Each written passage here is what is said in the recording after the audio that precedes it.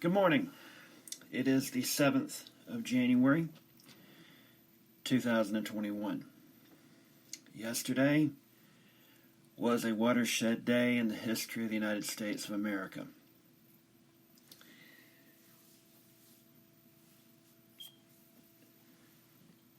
I am going to probably have a very long podcast that's going to be all over the place, so bear with me about this. I'm still trying to process everything. Yesterday was an abomination unto the spirit of this country, unto the spirit of the democratic system of government, upon the ideas of freedom, liberty, and justice for all. It is an abomination unto the idea that we are a country of laws and not of men.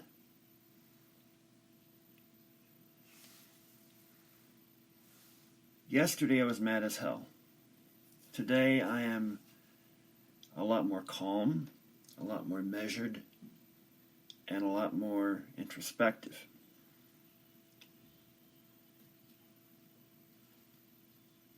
A lot of corporations are changing the way they're doing things for the simple reason that competition is much more intense these days. They're not only dealing with competition inside their country, they're dealing with competition globally. And we have to recognize that our system is not perfect. There are systems that have better ideas than we do. And we can do one of two things. We can adapt those ideas to our system of government. Perhaps they work better, perhaps they don't. Or we can maintain this idea that our system is incapable of imperfection and that it doesn't need to change. That latter idea is simply folly. Because if it were true, we would not have the amendment process in our Constitution. There's a great need for change in this country, on all sides. Our politics have become too polarized. Our two political parties are ruled by the more radical sides, one claiming the other is more radical than the other. When the reality is the system is flawed. And our founding fathers, imperfect they may have been, but they did have some pretty good ideas, did put in the amendment process to change the Constitution from time to time when the need arose. And it has. I recently wrote a Medium article, as a matter of fact I wrote it just before I started this podcast, of some ideas to make this country better by changing our political system to make it less likely to be influenced by radical elements, both on the left and the right. The best governments govern from the center, either the center left or the center right. They govern by compromise and consensus, not by one group imposing its will upon the other. We need change in this country, on all sides, in all facets. What happened yesterday was not so much about Trump, not so much about his movement, as it is about the fact that we have been inflexible to change for way too long. That we simply think that, well, we created this idea, it's worked for us for this long, why should we change it now? Because it's not. Like I said earlier, companies have changed the way they've done things because either they change or they die. Take a look at Sears. They didn't change the way they did business, and now they're virtually dead. Walmart changed the way they did business. They're still alive. They have a lot more competition now. Walmart realizes and should realize that They can't keep doing the same thing all the time. Because if they do what like Sears did, within a generation, they'll be irrelevant. Someone else, smarter, faster, more agile in the retail business will come along. And then they have. Amazon. Walmart's changed the way they've done business. Some of it's worked, some of it hasn't. They're evolving. Sears did make the same changes when Walmart came about and took over the national retail agenda. They stayed in their ways and they paid for it. So have a lot of other businesses. The same can be applied for governments. Some governments have made changes over the years, made it easier for people to vote, brought about systems that allow minority parties to have a legitimate chance at having a say at the national agenda and having seats in their Congress or parliaments or whatever. Here in the United States, we've had the same two-party system for way too long. Third parties don't even have a chance. Both parties, if there's one thing they do agree on, is making sure third parties don't come along. As a matter of fact, the last one that actually had a chance, a legitimate chance in my view, to make changes was the Reform Party of not Rush Limbaugh, but Ross Perot. And then that got hijacked by the far right and subsequently no longer exist. As I said before, the best governments govern from the middle, the center right or center left. Radicalism almost never works on the right and the left. The key to good democratic government, representative democratic government, I must say, is to have a system of government where people feel like their voices are being heard, that their government is doing what they can for the betterment of the people. That's not happening here. We have a government that people don't trust. But for some reason, we believe our representative is doing a fine job.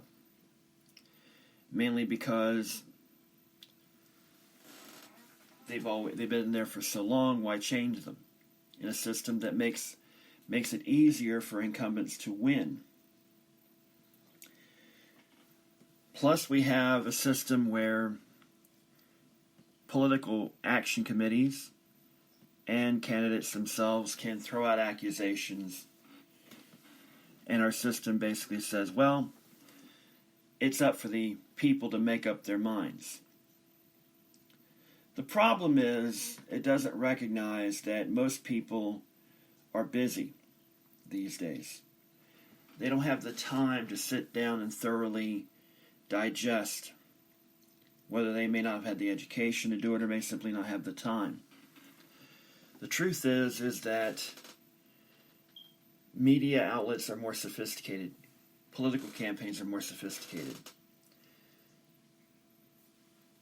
And they've used that sophistication to blur the lines. We have to recognize that our democracy isn't perfect. We have to recognize that the essential part of democracy is making sure that there is a mechanism in place to where when a candidate says something, that they're held accountable for what they say and not just hide behind the banner of free speech. Now, the article that I wrote, I should have linked in the description, I'll fix that when I get the chance, suggests 9 changes. But what I want to talk about what happened yesterday is the fact that we have, for the first time in this country, or at least in my memory, of a candidate who has such a fanatical following, to the point where, in my viewpoint, they value him more than the country. That's always a dangerous thing, cult of personality. especially when the person who you're idealizing does not come close to living up to the image.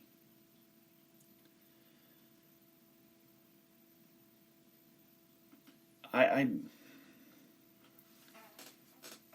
really think that the sad part is that the people that charged up Capitol Hill yesterday don't understand that they're the ones being used the most.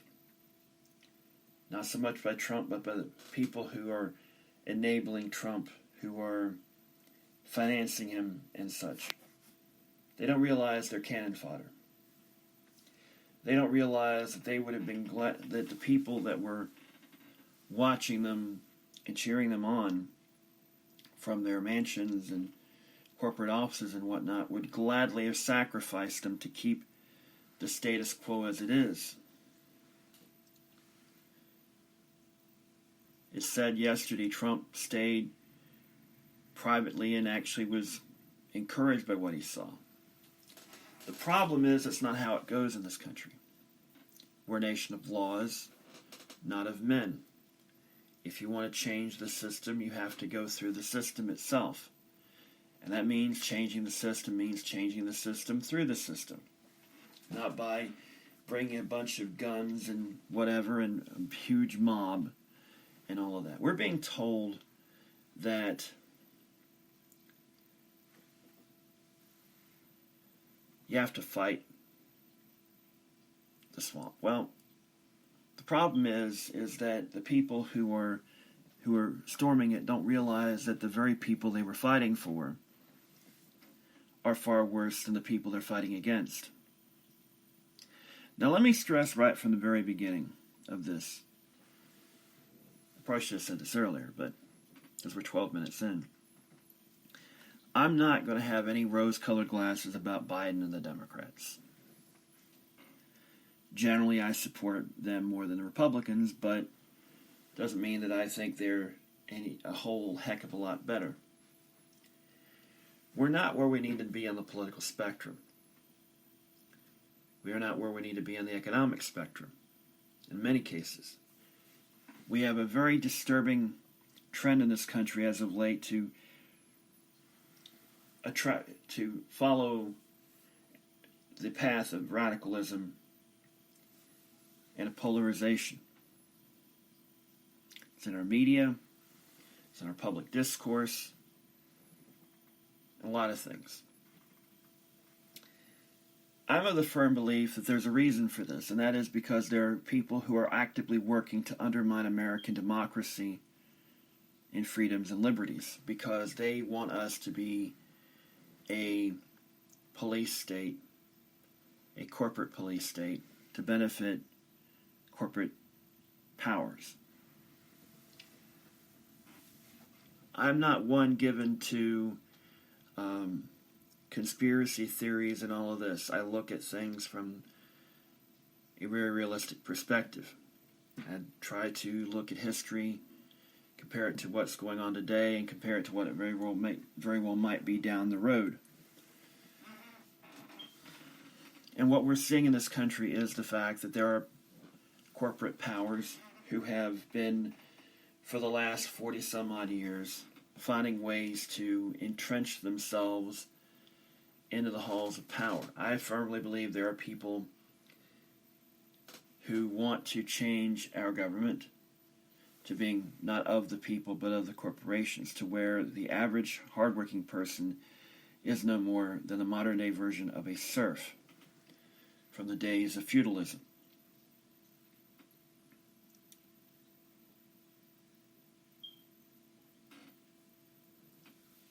I could go on and on about this. Go on about the fact that privatization is nothing more than trying to control the access of people to proper education, to be able to learn how to be more, to learn about critical thinking, to learn about how to compare and contrast ideas, and to admit sometimes that they're wrong. The biggest problem of the Trump movement is that they are devoted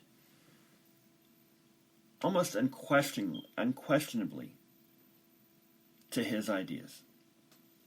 They don't examine the ideas. They don't look at the ideas and go, hey, wait a minute, maybe that particular idea is bad. Every time there's a candidate that wins that I voted for, I don't just give them blind obedience or a blind support.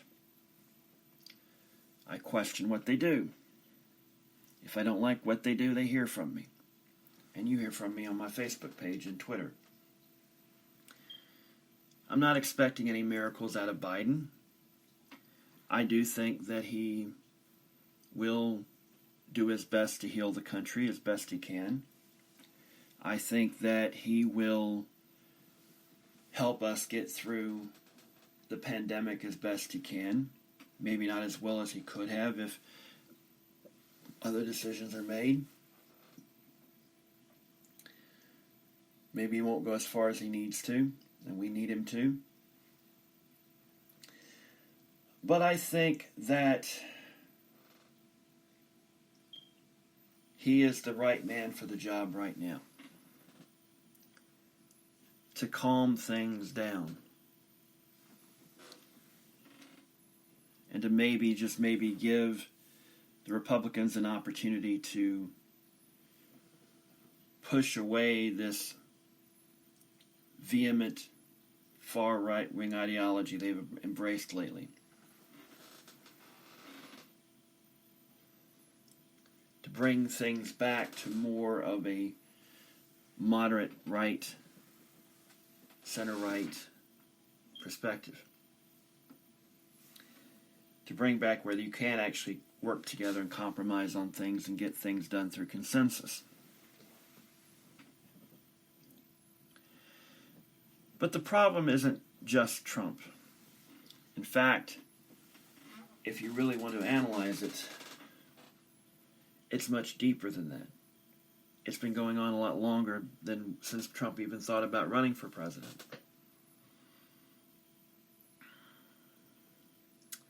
It's this idea that American democracy doesn't exist. There are people right now, well-meaning people, who put this out there, even to me this very day, that America is not a democracy. Now, it is not a democracy in the purest form, because basically democracy is mob rule. What we are, though, is representative democracy, which means we elect representatives who represent us in Congress. Just like in England and in Great Britain and in Australia and Canada and New Zealand and Japan and other democracies, where they elect members of parliament who represent the people in government.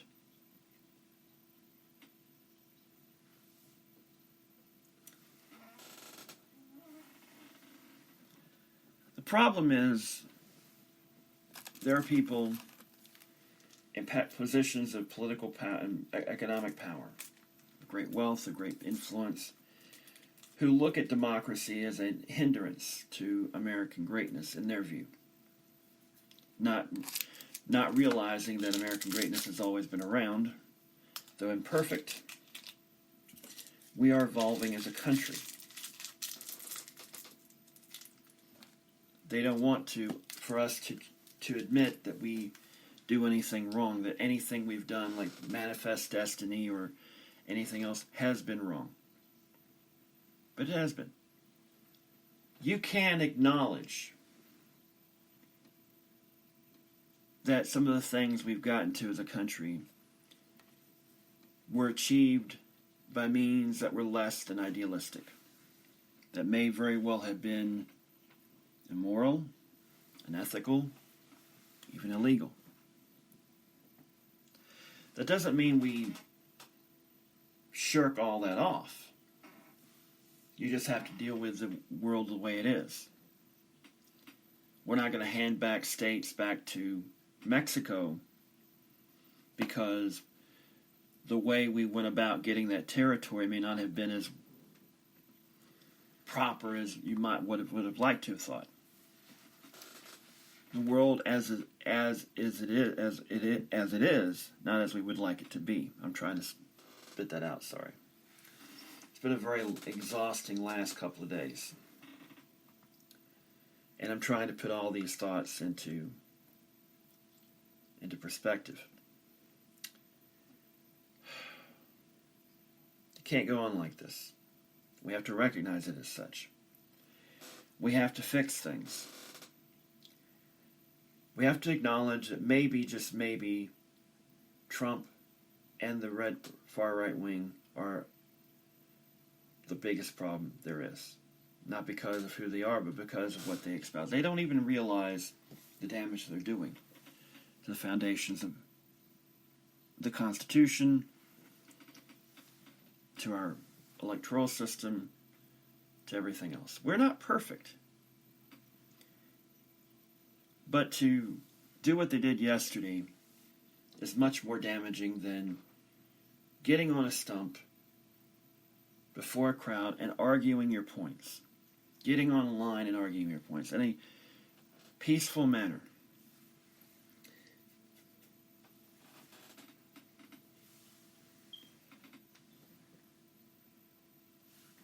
There's a lot I need to say. I'm trying to say it all. What I'm saying is there's been a campaign to try and undermine the American government for a very long time. Not just because it's corrupt and, it is. It's been for a long time. We know that. But the problem isn't because it's corrupt. It's because there are people who actively don't like the idea of a democratic government who puts in place laws and regulations that regulate big business and big industry to protect you, the consumer, as well as their employees. To protect workers' rights, employees' rights, consumer rights, the rights of the environment. There are people who believe that government does not have the right to tell them what to do. And I'm just talking about you, the regular individual who's just making money the best way you can. I'm talking about people who could buy and sell us easily.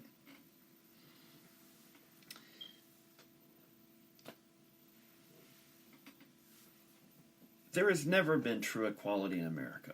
We need to face that fact. And it's primarily because we've always had a rich elite in this country. They basically took over for the royal family in our minds.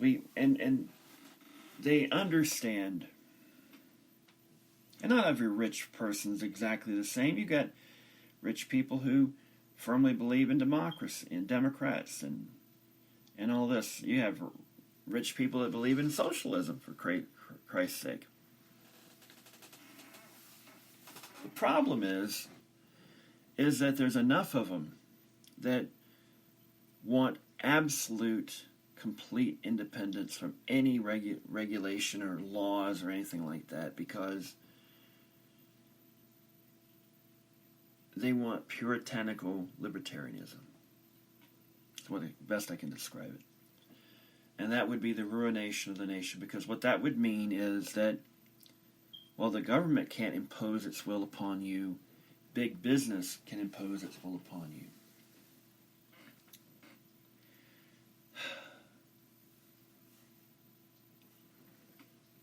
What I'm saying is, your best bet to protect your rights and your freedoms and your liberties is big government, not big business.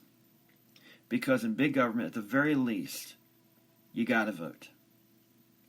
You can go to a city council meeting, a county commission meeting. You can go to a town hall of your representative or senator. You can go to Congress to appear at a hearing. You can write your congressman or congresswoman or senator or state representative. You can call their office. You can email them. Someone will have to read that. Business doesn't have to listen to anything you say, because the ultimate voters are shareholders, and the ones with the real power are the ones that have the most shares.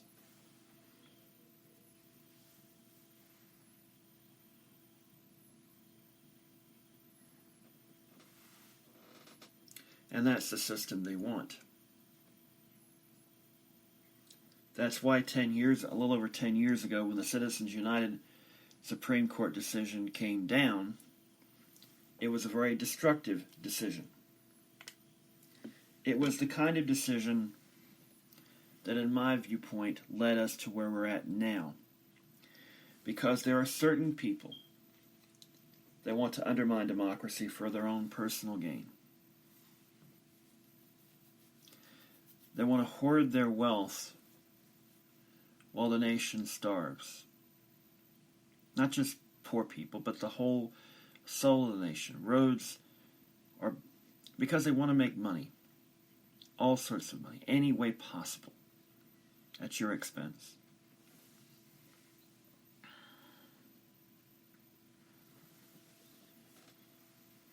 This isn't about socialism or anything like that. I don't like socialism either. I think the best system is what we've seen in Scandinavia. We're not the best system anymore. We used to be. We used to have a government that was strong enough to build roads, to build bridges, to put men on the moon, to put a world-class educational system out there. We've undermined that. Why? Because there are people who want to keep people down. Not just blacks, not just women, not just minorities, but poor white men too. And what is sad the most is that the very people that support Trump the most are the very ones that these people want to keep down. And Trump's one of those people.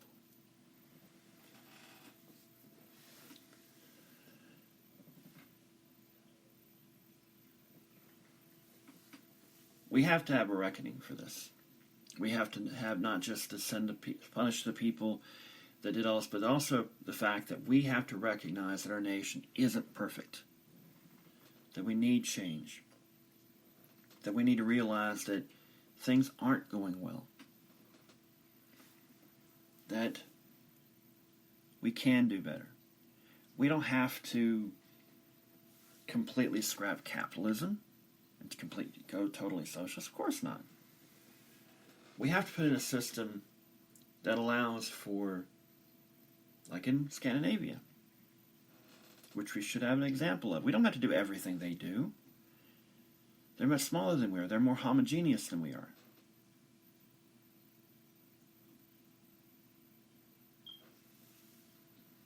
We can learn from their example.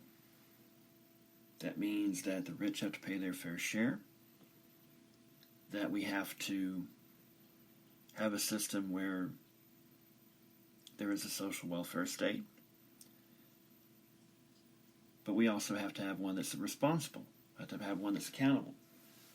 I'm all for helping people when they need it, but if people are living off the system and not willing to get up and at least try to go to work, I'm all for punishing those people. But you do it in the right way. Maybe there's a reason. Maybe they have to take care of a parent that's elderly and it's taking all of their time. I'm for helping people like that.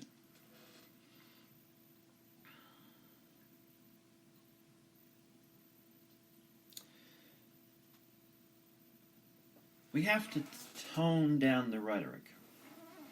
And one of the ways we can do that is something that's going to be very unpopular with some folks. Back 30 years ago when I was in college, I learned of something called the Fairness Doctrine. The FCC used to have it. Basically what it means is, if you were on a newscast, producing a documentary or whatever on broadcast television, you had to present all points of view. I thought it was a very good idea. But for some reason, and I'll explain in a moment, the FCC under Ronald Reagan got rid of it. Attempt by the Democratic-led Congress to reimpose it didn't get enough votes and met to override the inevitable presidential veto. Why is this important? It led to the confusion that is mass media these days. You hear on the right, oh, it's the mainstream media and all this. Well, the problem is, in a way, they're right. Mass media isn't accountable anymore. They don't have that accountability that was in the Fairness Doctrine. Media's changed since then, since 1987 when they took away the Fairness Doctrine. Back then, broadcast networks were the main source of how people got their news. The nightly newscasts were the main way you found out about the world. You found it out from Dan Rather, Peter Jennings, and Tom Brokaw. Not anymore. Now you've got CNN, you've got Fox News, you've got MSNBC, you've got a bunch of other smaller news networks, or allegedly news networks. I'll get to that in a moment. You've got the internet, of course. You've got all sorts of news sites and all of this. You don't have the verifiable, trusted media outlets anymore. And here's why. Money. It is a proven fact that the way to get to somebody's heart sometimes is through their head. The way to get somebody's head is through their heart. I'm sure you've heard the name Rupert Murdoch. He's a tabloid publisher. He owns Fox News. He owns Sky News in Australia. He used to own Sky News in Britain, or tried to. Didn't work out for him. He's owned tabloids all over. He's owned The Sun, the formerly News of the World in England. He owns the New York Post and several other publications in the United States as well as Australia. He is well known to be a right-winger. He is well known to have editors that slant the news. This isn't anything news. This is history. And in practicality, he is more than happy to pretty much admit to that. We all have this naivete that editors of newspapers or radio and television broadcasters should or are objective. Problem is, there's no real such thing as an objective journalist. We all have an opinion. Journalists are the same. Some of us may like ketchup on hot dogs. Some of us may think it's an abomination to the culinary gods. Some of us may think that the best way to have a hamburger is lettuce, tomato, onion, pickle, mustard, ketchup. And some of us may believe the best way to have a hamburger is mustard, chili, slaw, and onions. Some of us may think, hey, the best way to have is cream cheese and whatever else they put it else somewhere else.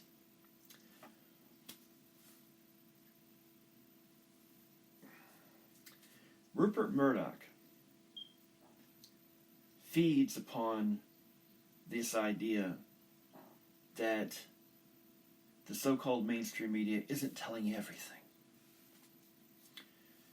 Well, of course not. They can't tell you every little detail of the story because they've got only so many words you can fit in a column, only so many minutes you can put in a newscast,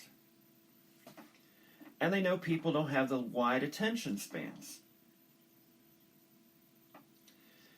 And people like Rupert Murdoch have preyed upon that because of this idea that somehow you're not being told the whole truth. Or I should say the whole story. And they preyed upon this because there has been a movement in conservatism back even as far away as back before the Second World War to portray the media, which has been enshrined in our Constitution with the freedom of the press, as being left-leaning. Now, there's a historical aspect to this. Journalism, to a degree, is an art. And historically, art has always been left of center of the establishment, which the establishment's always been conservative. Look through European history, look through Asian history, African history, South American history, and all that. You'll find that correlation. It's no different here. The idea that the artistic community is left-wing isn't exactly new. It's been going on way before they had radio and television and film and even photography. Way before this nation was even founded. Way before even Europeans came to settle in this land. Journalism, ideally, is to speak truth to power. If you're in power and you're not doing right by the people you represent, you don't want that to be acknowledged. Think about this for a second.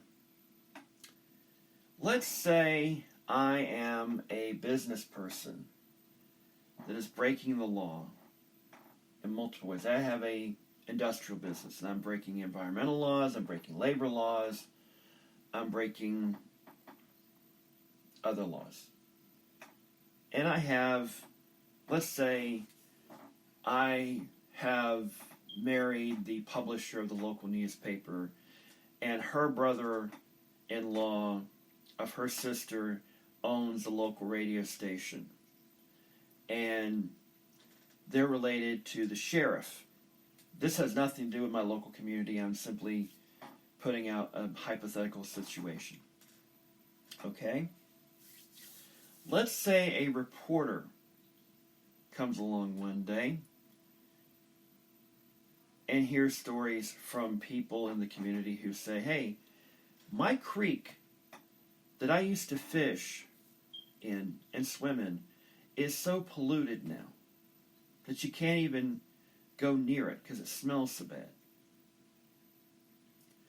Or my cousin was working hard and at his job doing great, and then they had a change of supervisor, and the supervisor fired him one day out of the blue for no reason whatsoever. He just didn't like him, said, you're fired. No write-ups, no nothing. On and on and on. Okay, that reporter takes it to the newspaper. Well, the newspaper's not going to publish it because, as I said before, the wife of the business owner is the publisher. She's not going to publish something. So this idea that journalism is this sacrosanct, there's so much going on. And in today's corporate world, and I know that's probably what, in some ways, that's sort of the correlation of what's going on. Television, and radio, and newspapers make money primarily through advertising. Newspapers do make some of their money through subscriptions and people buying it on the streets and in the stores. Cable radio, cable television, satellite have fees, but you pay them for your cable and television service. But primarily, the mechanism that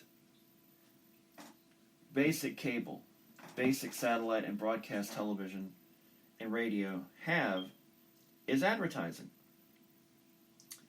Advertisers are the lifeblood of them. Okay? Used to be, if you had a problem with what a news program did, you went to the advertiser. And the advertiser, if they heard from other customers well enough, would put some pressure on it. And that's nothing new. That happened back in the 50s and 60s when news was for broadcast television was going on. And to be truthful, it happened in the newspaper game. Hey, I saw your ad in this newspaper, and they said something bad about this thing I believe in. And I don't know if I want to shop at your place because you put an ad in there. And the business person has to ask themselves, if the advertising, if you had a few customers who were mad about it, how many customers are actually mad about it? And they have to weigh whether or not they want to advertise. It's the doubt. And yes, salespeople have influence on things. Yep. So broadcast journalism, as great as Cronkite was, and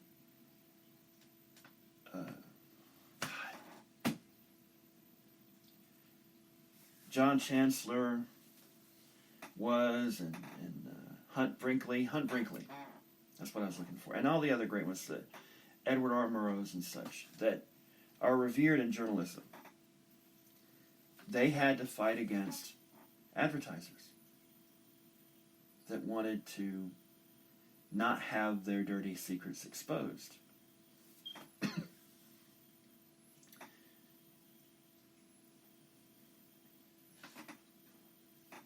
It all comes down to this. We have to change things in this country. And not just from government, we have to change a lot of things. What those changes are, I'm not entirely sure. I have some ideas. And that's the thing. We have to get away from this idea that one side knows everything. Trump's not perfect. I mean, he's not anointed by God that some people believe he is. Look at his history. He's had some failed businesses, a lot of failed businesses. He's had some successes. There are question marks. There's a reason why. And this is the thing. We have a political system in this country that discourages people who should run for office from doing so. Because if they run for office, that means they have to deal with the scrutiny. And not just the scrutiny of their political positions, but their own personal lives. And not just the personal lives of their own lives, but the lives of their family members. I mean, here's the thing about Bill Clinton for a moment, okay? Yeah, he cheated on his wife. I don't excuse that. I voted for him in 1996. Didn't vote for him in 1992 because I disagreed with him on NAFTA. That's why I voted for Ross Perot. The reason I voted for him in 1996 was I felt like that Bob Dole wasn't the best candidate for the country. I felt like Bob Dole was not the person.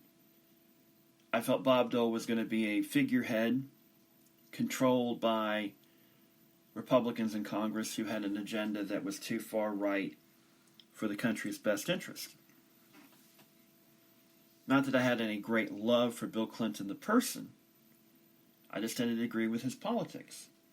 And of course, yeah, Ross Perot ran again in 1996. But by that time, Ross Perot had pretty much made himself look like a joke because he bailed out of the 1992 campaign way too early. Then he got back into it.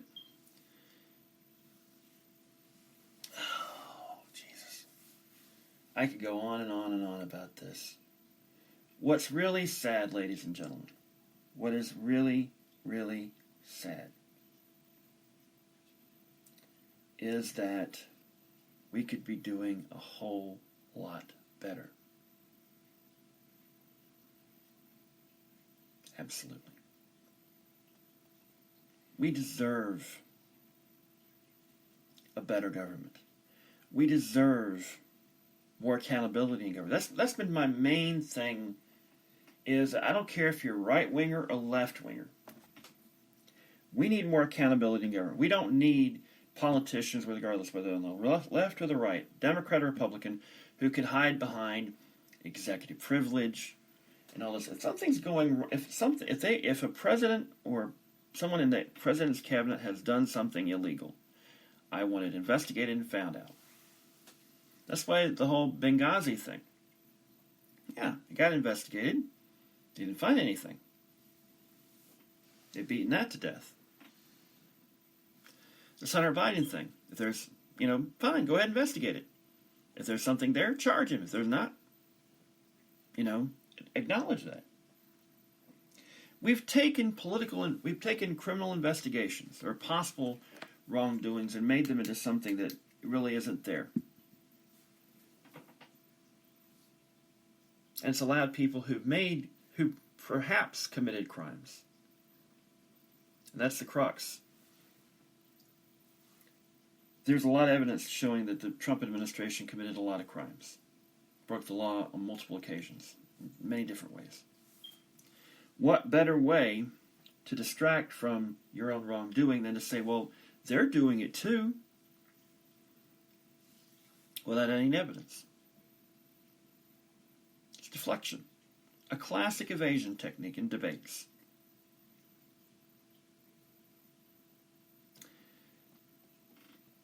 They want to talk about fraud in the election, okay? Every single election, there are scant cases of fraud. Somebody voted twice. Somebody used a dead person's name to vote twice. It's not nearly as common as you think. It's like getting struck by lightning or somebody hitting the lottery. It rarely happens. Now, have there been shenanigans going on? Of course. The political machines of Chicago and Boston and Kansas City and other places, and they're just Republican machines just like Democratic machines that crank out the vote, that use tactics that, frankly, I don't approve of either party doing. That's classic.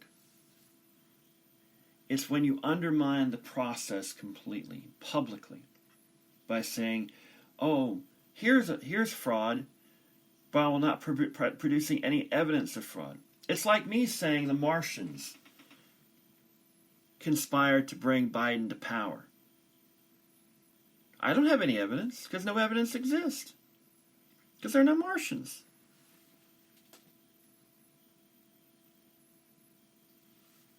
But if I say it loud enough, with enough conviction, somebody might listen. And here's the thing. When somebody claims there's something going on like that, I go, okay, prove it to me. I'm also going to wonder why they're making the accusations if they don't have proof. If they've got proof, I'll listen to it. I'm going to analyze it and study it and see if it actually holds up to merit.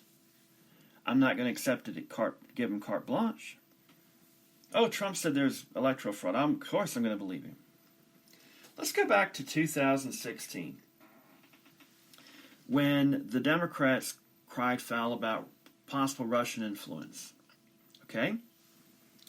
It's been investigated by Republicans of no less. They found that that Russians did interfere in the election. Now, did it actually affect the outcome? And here's the point I'm going to get to. It didn't. But that wasn't the Russian intent. You see, the Russian intent was not to cheat Hillary Clinton in the election. They wanted to make it look like they could do it. They interfered so they could interfere again, not to affect the outcome, but to make you think they could. Counterintelligence. Look at all the misinformation they've thrown onto social media through Russian bot accounts. Well, but you say China's doing it too. Of course they are. Some of it they're doing for Biden, some of it they're doing for Trump.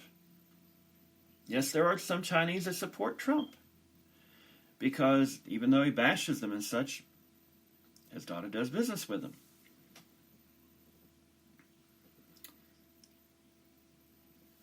The one thing we fail to recognize as the United States is that there are active enemies of this country who have figured out that instead of using bullets and bombs and planes and soldiers, that the best way to undermine America is through counterintelligence, through propaganda. And the best way to do that is to go, this Trump is rattling cages and all of this. Let's back him. Not necessarily financially, although I think there's that meeting that took place in Trump Tower does need to be investigated independently. Let's find out what really went on there. And if the Russians did agree to help the Trump campaign, that is something that needs to be looked at. As I would say, if you had any evidence that the Russians helped the Hillary Clinton campaign or the Joe Biden campaign or any other campaign. Go back to 2000, where the Democrats were crying foul about Florida. There were shenanigans that went on in Florida. You had a Secretary of State who was not as helpful as she should have been. She wasn't objective. Of course not. She wanted Bush to win. She wasn't bending over backwards. It's like this past weekend when the New York Giants playoff hopes rested on the Philadelphia Eagles beating the Washington Redskins, Washington football team. I forgot. I slipped there for a moment. They're no longer the Redskins, thank goodness. Washington, with a win, would get in the playoffs. Philadelphia had to beat Washington for the New York Giants to get in. Philadelphia could not get in. Fourth quarter, Philadelphia has a chance to win the game. Their head coach takes out their starting quarterback, puts in the backup, and they subsequently lose the game. The Giants players cry foul. Washington celebrates. Philadelphia doesn't care, although some players were upset because they wanted to actually win the game. My personal theory is the coach got a call from up on high in the front office saying, pull Jalen Hurts, put in the backup because we want a higher draft pick. I think that's what happened. I think the coach had nothing to do with it. He got orders from above, and he did what he was ordered. Now, Katherine Harris, the Florida Secretary of State at the time, in theory, should have pursued the truth. Did these votes actually swing the election from Bush to Gore? Or did they not?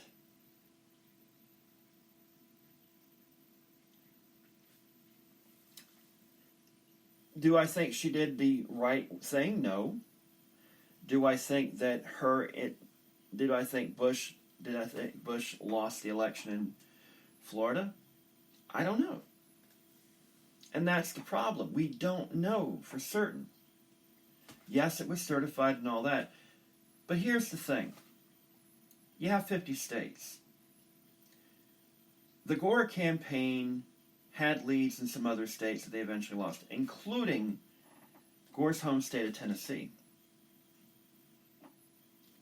And I'm of the firm belief that had Gore spent more time shoring up his home state of Tennessee, plus also dealing with the Ralph Nader factor, which I think cost him some key votes in key places that could have been, if he had found a way to mollify Nader by saying, okay, I'll listen to you, we'll talk, and we'll do some of the things you want, which is political for buying him off, which Ralph Nader, I hate to say it, he's a man of principle to a degree, but he's also someone who knows that the way the game is played,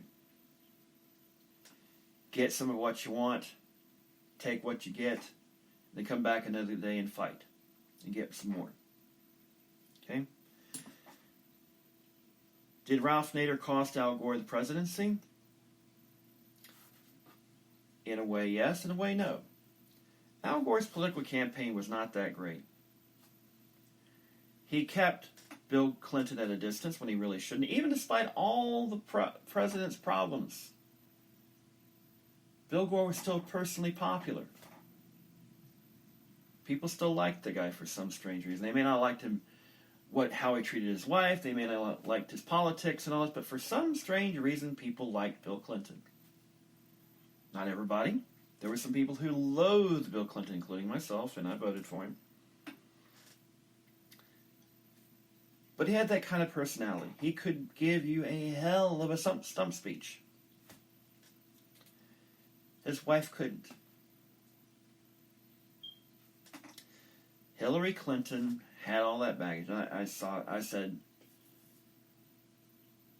that if anybody can get Trump elected, it's Hillary Clinton, because Hillary is not that well liked. Not even by people in her own party. I've been going on for nearly an hour. Well, I'm going to leave it at that. I don't have any quick, easy solutions for you. I wish I did. All I can tell you is this. We can be a great country again.